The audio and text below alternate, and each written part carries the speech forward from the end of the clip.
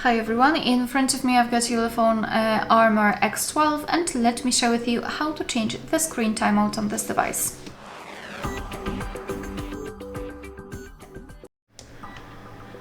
So let's begin with opening the settings, and here we have to scroll and find display. Then let's scroll down and go to the screen timeout. And as you can see here, we've got some options from which we can choose. At the top, relatively short options like 15 or 30 seconds, and at the bottom, the longest, which is 30 minutes.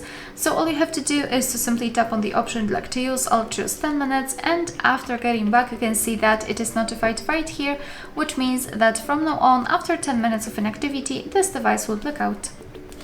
Alright, so that will be all. Thank you so much for watching. Please hit the subscribe button and leave the thumbs up.